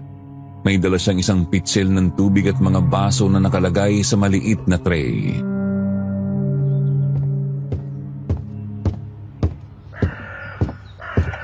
Uminom muna kayo ng tubig. Salamat po, Aling Susima. Walang anuman. O siya, sabihin niyo sa akin kung ano bang nangyari at kung bakit kayo napadpad rito. Ganito po kasi yun. Sige na, Romel. Sabihin mo na. Sigurado akong paniniwalaan tayo ni Aling Suzima at matutulungan niya tayo. Galing po kami ng Maynila. Papunta sana kami ng Capiz dahil may naghihintay na trabaho sa akin. Pero nagkamali kami ng barkong sinakyan namin. May mga aswang po roon. Naloko pala kayo ng mga aswang. Pero bilib ako sa inyo. Nakatakas pa kayo kahit na mas malakas sila kaysa sa ordinaryong tao. Hindi rin namin inaasahan na makakaligtas po kami. Hindi lang sa barko. Nagpanggap din silang konduktor at driver ng bus na sinakyan namin. Hindi nila kami binitiwan. Lalo na ako. Dahil buntis ako, hindi nila kami tinigilan. Kung hindi kami nakatakbot nakapagtago rito, patay na sana ako pati ang anak ko. Hindi na bago sa akin ang ganyang kwento. Ang mga aswang, hindi sila titigil kapag may napili silang biktima. Lalo na kung buntis. Ang dugo ng batang nasa sinapupunan pa ng kanyang ina ang pinakamasustansya para sa kanila. Kaya kahit saan kayo magtago, susundan nila kayo. Kaya pala hindi sila tumitigil. Mabuti na lang at nakarating kayo rito. Nasa ilalim na kayo ng proteksyon ko. Ang kubo kong ito, pati na rin ang paligid. Hindi basta-basta napapasok ng masasamang elemento, lalo na ng mga aswang. Nakita ko nga po. Ang dami niyong mga anting-anting sa altar niyo. Matagal na po ba kayong albularya? Iho, bago pa ipinanganak ang mga magulang mo, albularya na ako. At alam ko rin kung paano pumatay ng aswang. Marami na ako nakasagupa pero wala ni isa sa kanila ang nagtagumpay laban sa akin. Kung ganon, Aling Susima, tulungan niyo po kami makarating sa bayan ng Capiz. Parte na ito ng Capiz, iha. Pero kung gusto niyong makarating sa bayan, kailangan niyong bumaba ng bundok at sumakay ng tricycle. Pero Aling Susima, nabiktima na rin po kami ng tricycle. Yung driver ang nagdala sa amin sa bus ng mag-amang aswang na yun eh. Huwag kayong mag-alala. Bibigyan ko kayo ng langis para malaman ninyo kung mapagkakatiwalaan ba ang taong nakaharap ninyo. Paano po kung ihatid niyo na lang po kami sa sakayan? Hindi ko pwedeng iwanan ang bahay ko. Pasensya na, iho. At saka, masakit na itong tuhod ko. Malayo ang bayan mula rito. Ang taging maitutulong ko ay magbigay ng panangga sa inyo at patulungin kayo dito. Sige po Aling Susima. Bigyan niyo na lang po kami ng magagamit na panlaban. Lalo na para kay Rowena. Oo. Huwag kayong mag-alala. Aling Suzima, ang totoo po niyan kaya po ako pumunta sa Capiz ay para puntahan po kayo. Pwede niyo rin po ba akong tulungan sa problema ko?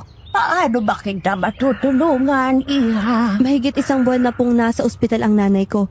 Hanggang ngayon, hindi pa rin siya gumagaling. Nagkitiis siya sa sakit pero hindi matukoy ng kahit sinong doktor ang sakit niya. May nagsabi po sa akin na kayo lang ang makakapagpagaling sa kanya. Teka, titignan ko. Sige po. Alam mo ba kung sino ang nakaalitan ng nanay mo bago siya nagkasakit?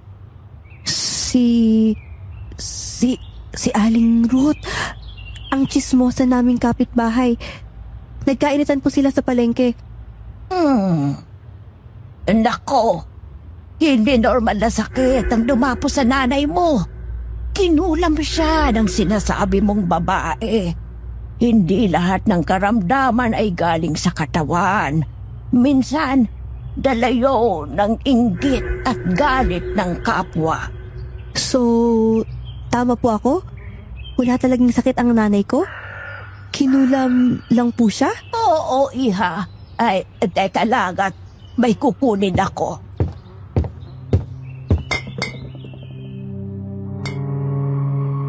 Kumuha siya ng maliit na bote mula sa altar.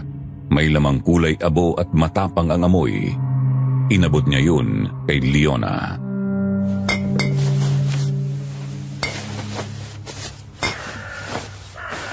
Ito ang gamot para sa nanay mo.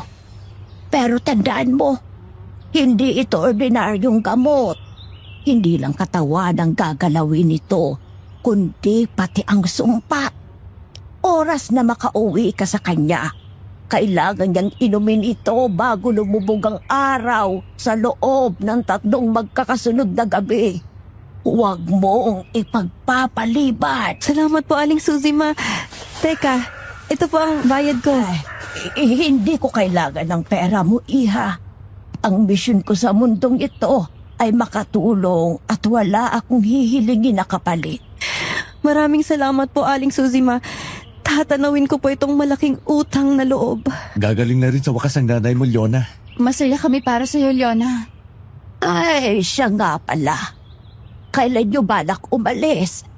Gusto niyo bang dumito muna kayo? Wala namang problema sa akin. Mas lalo pa po kaming matatagalan kung mananatili pa po kami dito.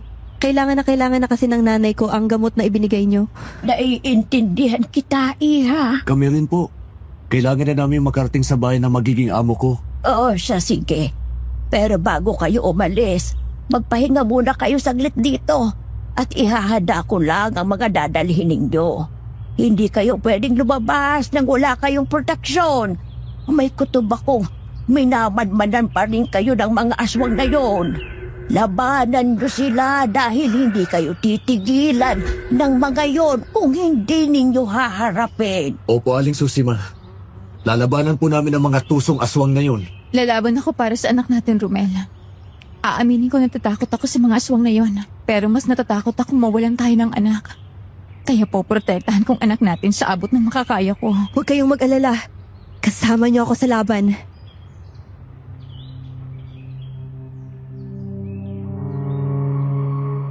Maya-maya pa dahil sa sobrang pagod, hindi ko namalayan na nakatulog ako sa upuang kawayan habang nakasandal.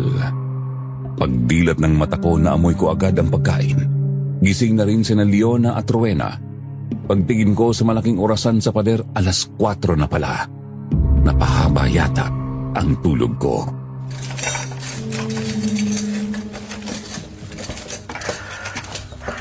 Kumain muna kayo.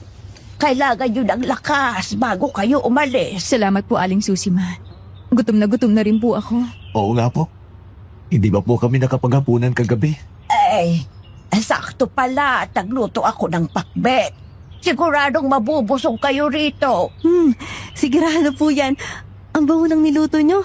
Nakakagana. Oo siya, sige na. Halina kayo sa mesa. Sige po. Tara na, Rowena.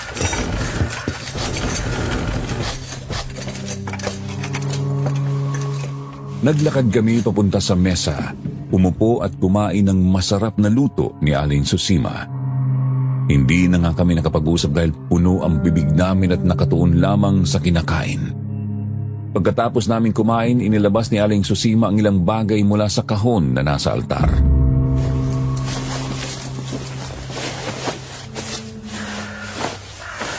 Eto, 3 buntot ng pagi. Gamitin nyo kung mapapalaban kayo sa mga aswang. Kapag tinamaan sila nito, para silang sinusunog. Mahapdi at hindi agad naghihilom ang sugat. Grabe. Ngayon lang ako nakakita ng ganito. Sigurado po ba talaga kayong makakatulong niya? Oo, Iha. Subok na ito mula pa sa mga ninuno ko. Kahit ang pinakamalakas na aswang ay iilag sa bagay na to. Maniwala ka kay Aling Suzima. Veterana na siya sa mga ganyan. Wena, para sa'yo naman to.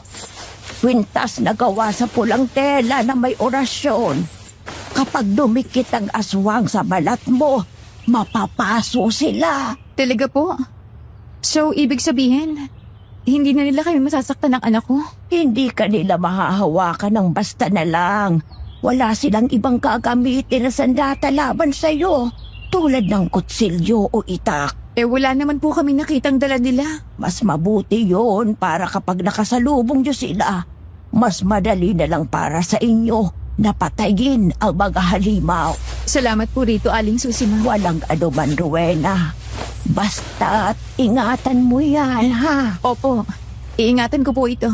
Leona, eto ang langis. Kapag sinaboy sa mata ng aswang yan, mabubulag sila. May orasyon din ito. Salamat po, Aling Susima. Romel, hindi na kita bibigyan dahil may kwintas ka na ng San Benito. Sapat na yan para protektahan ka. Basta't magtiwala ka lang.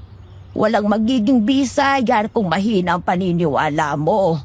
Yun ang dahilan. Kaya nagawa ka pa nilang lapitan noong una. Bigay po ito ng tiyo ko. At tama po kayo. Kasi nung nahawakan ito ng aswang, napaso siya na parabang nasusunog. Epektibo talaga yan. Basta't maniwala ka lang. Opo, Aling Susima. Maraming salamat po talaga sa tulong nyo. Mas kampante na kami ngayon na hindi na basta-basta masasaktan ng mga aswang na yun. Walang anuman. Lumapit muna kayo at babasbasan ko kayo.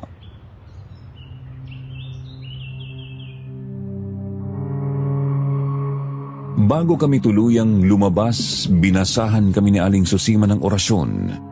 Mahina lang na parang bumubulong kaya hindi namin alam kung ano ang sinasabi niya.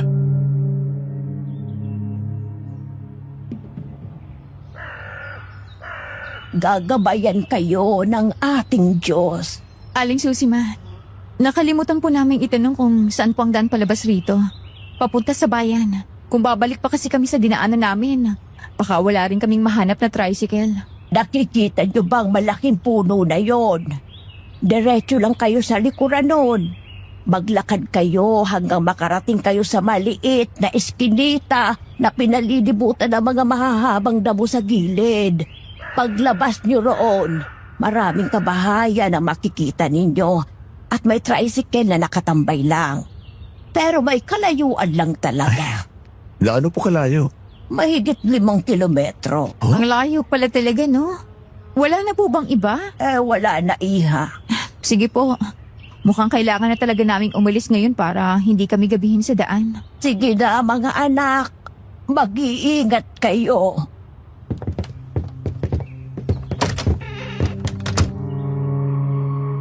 Lumabas na nga kami sa kubo. Habang lumalakad kami palayo, ramdam ko na mas buo na ang loob ko.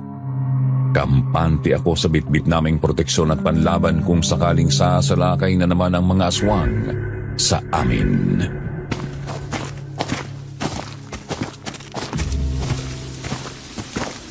Palubog ng araw. Bilisan na natin ang paglalakad. Grabe naman ang lugar na to. Wala man lang ibang dumadaan.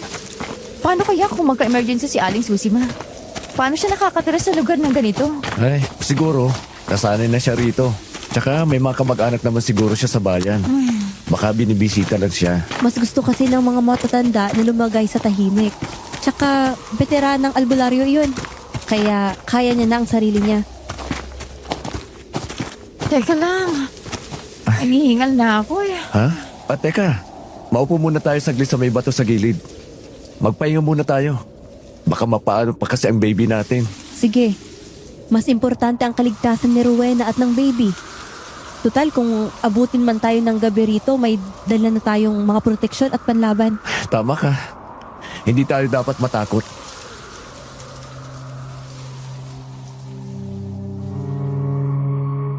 Pagkatapos naming magpahinga sandali, naglakad na kami ulit hanggang sa naabutan na nga kami ng paglubog ng araw. Naaninag namin sa unahan ng 2 lalaki at agad naming nakilala ang mga lalaking aswang na nakasagupa namin sa bus. Putya, pati ba naman dito ay nasundan nila tayo? Ay, talaga mga aswang na yan. Hindi na tayo tinantanan.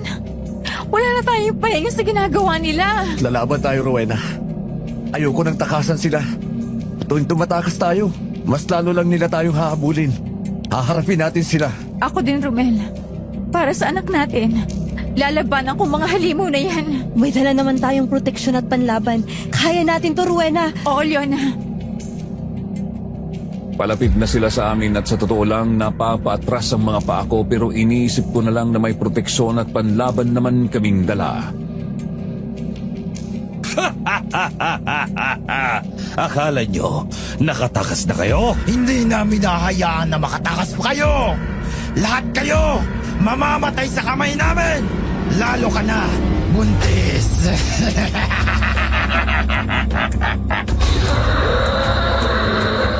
Palit sila ng anyo, mga halimaw na parang gutom na hayop.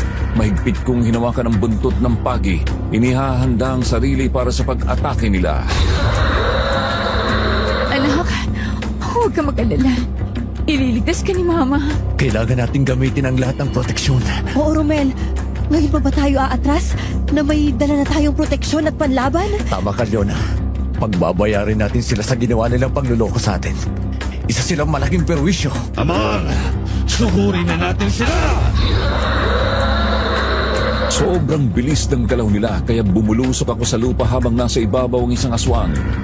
Nahawakan naman niya ulit ang kwintas ko kaya napaatras siya at nanginig nang mapaso siya.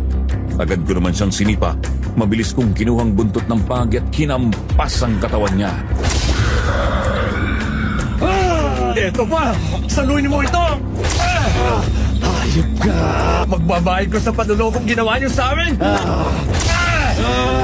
Tama na! Nanginginig ang katawan niya sa lupa habang hinahampas ko siya. Hindi na rin siya makalipad dahil nanghihina ang katawan niya sa bawat hampas ko. Hindi pa ako nakontento kaya mabilis akong kumuha ng bato at pinupok ang ulo niya dahil sa galit. Napadlingon naman ako kay Leona na tumilapon sa lupa at hindi makabangon. Leona! Romeo! Anak! Buhay ng anak mo ang ginawa mo! Buhay din ng anak mo ang kukunin ko sa'yo! Huwag kang lumapit, Halimaw! Layuan mo kami ng anak ko! Rowena! Mabilis na sumugo ng aswang para tangin siya, ngunit bigla itong nanginig at sumigaw nang mahawakan niya si Rowena. Lintek! Bakit ako napasok? Hindi mo ako mahahawakan, aswang! Hindi! Hindi pwede! Papatayin kita! Bago pa nakalapit ulit ang aswang kay Rowena, hinampas ko siya ng buntot ng pagi sa likuran. Napatras siya at napaluhod. Agad namang lumapit si Leona sa amin at isinaboy sa mga mata ng aswang ang langis na ibinigay ni Aling Susima. Ang sakit! Ang sakit ng mata ko! Mga walang iya! Nararapat nga bulag ka! Halimaw! Tapusin na natin siya, Leona! Oh, Romel! Nararapat lang na mamatay siya! Pinaghahampas namin ang aswang hanggang sa tuluyan ng manghina ang kanyang katawan. Kumuha naman ako ng bato sa gilid at pinupok ko sa ulo niya hanggang sa nangisay at nawalan ng buhay.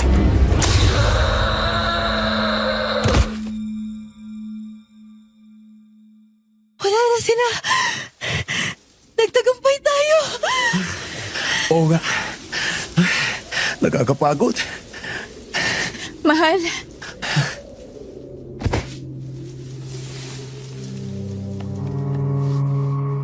Lumapit si Rowena sa akin at niyakap ako na mahigpit. Umiiyak. Hinaplos ko ang likuran niya upang pakalmahin siya.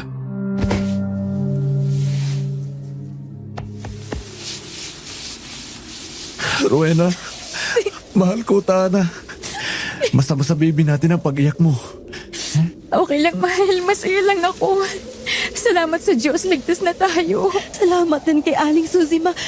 Kasi malaking tulong talaga ang ibinigay niya sa atin. Salamat din sa iyo, Leona, sa pagsama mo sa amin.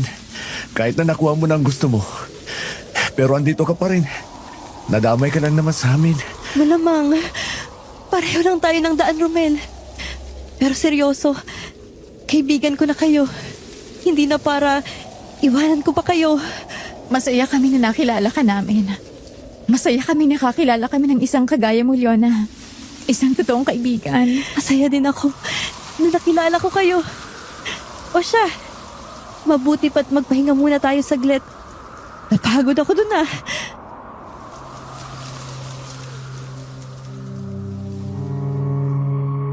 Nagpahinga muna kami saglit dahil hingal na hingal kami. Tsaka kami muling naglakad. Pagdating namin sa bayan, sobrang pagod na namin pero ramdam ko ang ginhawa. Malapit na ang umaga, kaya pumunta muna kami sa maliit na tindahan para umupo at magpahinga.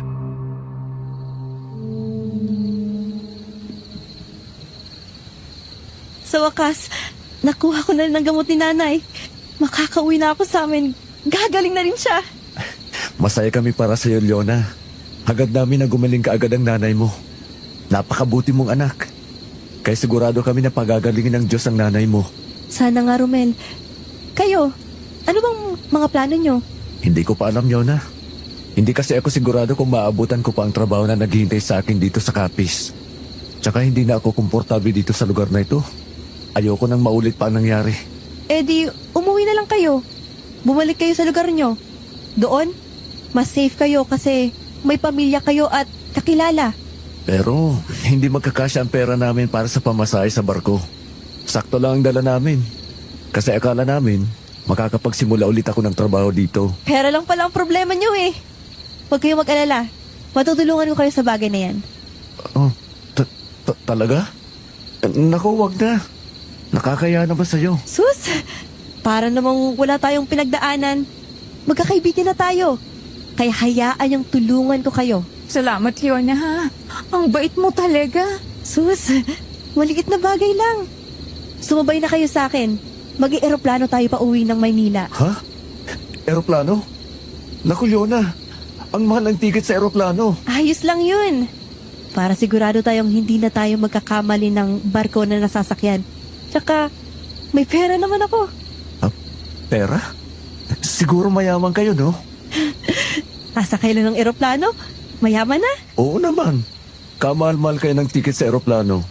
Kaya nga, pinili na lang namin na magbarko eh. Hindi kami mayaman. May pera lang talaga akong nakalaan para sa pagpapagamot ng nanay ko. Nakuha ko ang perang ito sa insurance mula sa cooperative bank ng nanay ko. Hindi ko naman nagalaw ito kaya itutulong ko na lang sa inyo. Ang bait mo naman sa amin, Leona. Hulog ka talaga ng langit. Sus, nabola ka pa. Basta ako nang bahala. Tsaka pagkarating natin sa Maynila, bibigyan ko kayo ng pera para panimula ng panegosyo. Para hindi mo na kailangan pa magtrabaho sa malayo. Talaga? Seryoso ka ba dyan? Mukha ba akong nagbibiro, Romel? Wag na. Sobra-sobra na ang tulong mo sa amin. Hindi ko yan matatanggap. Ako, Romel, hindi ka kayang bahayin ng pride mo. Sige na, tanggapin nyo na ang tulong ko. Hindi rin naman yun ganun kalaki. Sapat lang yun para mabuhay kayo ng maayos, pati ang magiging anak nyo. Isipin nyo na lang na ibinigay ko ito para kay baby. Para mabigyan nyo siya ng magandang kinabukasan. Romel, eto na yung pagkakataon natin. Tanggapin mo na. Gagamitin naman natin sa tama ang pera. Isipin mo kinabukasan ng anak natin.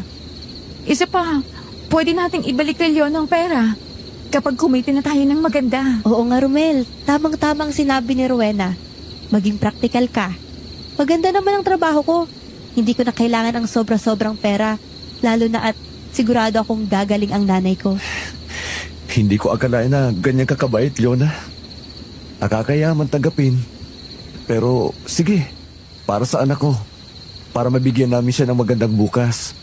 At mapatunayan ko sa mga magulang ni Rowena na karapat dapat ako sa anak nila.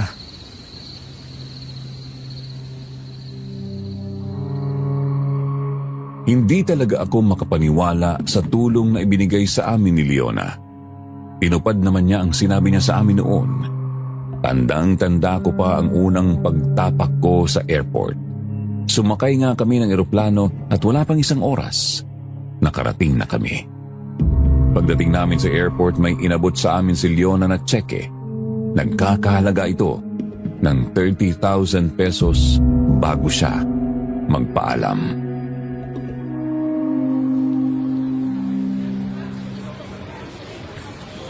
Hanggang sa muli nating pagkikita, Romel at Rowena. Mag-iingat kayo ha. Good luck sa business nyo. Maraming salamat, Leona. Hindi ka namin malilimutan. Mag-iingat ka, Leona.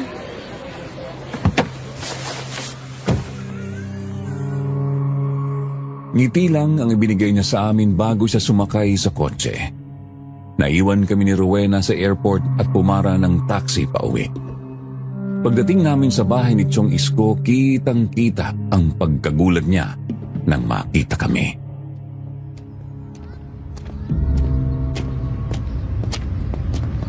Romel! Rowena! Kami nga po, Chong. Teka, namabalik mo talang ba ako? Totoong nandito po kami, Chong. Napagdesisyonan po kasi namin na wag nang umalis at dito na lang sa atin. Aba, magsabi ka nga ng totoo, Romel. May nangyari ba sa inyo sa Capiz? Mahabang kwento po, Chong. Diyos ko, sinasabi ko na nga ba? Halika, mapo muna kayo dito. Kukuha muna ako ng tubig. Sabihin mo sa akin kung ano ang nangyari sa inyo, ha? Wala akong pakialam kahit gaano pa kahaba ang kwentong yan.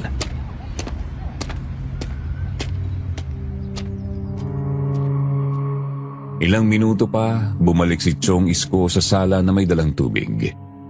Ikinuwento na nga namin sa kanyang lahat ng nangyari at humingi kami ng paumanhin dahil hindi namin nasunod ang bilin niya. Nagulantang naman siya sa nalaman niya at niyakap kami ng mahigpit dahil sa kabila ng nangyari. Nakauwi pa daw kami ng ligtas.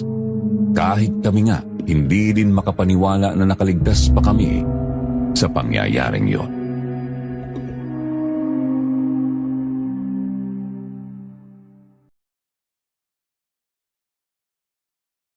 Paglipas ng ilang araw, unti-unti naming kinalimutan ng masamang karanasan na yon.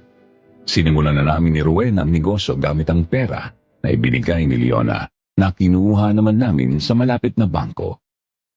Napagdesisyonan naming magbukas ng maliit na kainan. Lumipas ang panahon at unti-unti itong lumago. Hanggang sa edad ko na 54, buhay pa rin ang karinderya. At mas dumami pa ang mga negosyo ko. Meron na rin kaming grocery store na naging libangan namin ngayon. Hanggang ngayon, wala pa rin kaming balita kay Leona. Hindi ko na naibalik pa sa kanya ang perang itinulong niya sa amin noon, pero kung nasaan man siya, sana maalala pa rin niya kami. Sana dumating ang araw na makita namin siya ulit at makita rin niya na hindi nasayang ang perang imiligay niya sa amin. Dito na po nagtatapos ang aking kwento, Sir Jupiter. Ako nga pala ulit si Romel at marami pong salamat sa inyong pakikinig.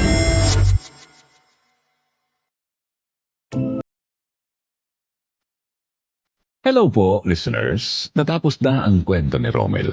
Nag-enjoy ba kayo? Grabe, no? Mixed emotions ang naramdaman ko sa kwentong to. Maraming salamat pala, Romel, sa pagbabahagi ng iyong kwento. Ang intense nang nangyari sa inyo. Minsan talaga, dahil po sa kakapusan sa pera, napipilitan tayong gawin ang mga bagay na hindi natin akalaing pwede natin ikapahamak. Aminin ko noong una, nainis ako kay Rowena. Tigas kasi ng ulo, no? Madaling matakot at mareklamo. Pero nang muntik na siyang makunan, doon ko nakita ang pagbabago niya. Lumabas ang pagiging isang mabuti niyang ina. Natuto siyang maging alerto, maingat at handang lumaban para protektahan ang anak niya. Ang kwento pong ito ay nagpapakita na handang gawin ng isang ina ang lahat para sa anak, kahit paharapin at labanan ng kanyang mga kinatatakutan. Tumagos naman sa puso ko ang sinabi ni Leona na mas mahalaga ang kalusugan at kapakanan ng pamilya kaysa sa maraming pera. Bilib din ako sa pagmamahal niya sa nanay na kahit sa malayo handang gumastos at dumayo para gumaling lang ang nanay niya. Para sa lahat ng nakikinig, ang mapapayo ko lang, trust your instinct. Kapag nagdadalawang isip kang pumunta sa isang lugar, ay sus, huwag ka nang tumuloy pa. Huwag mong isakripisyo ang buhay mo para lang sa pera. Isa pa pong napagtanto ko, ang mga nagmamadali at di marunong maghintay, madalas nadidisgrasya at paulit-ulit na nagkakamali sa buhay. Kaya sana magsilbing aral sa ating lahat ang kwentong ito. Ito pong muli ang inyong lingkod, Jupiter Torres. Hanggang sa muli po, mga katakip silim. Maraming salamat sa inyong lahat.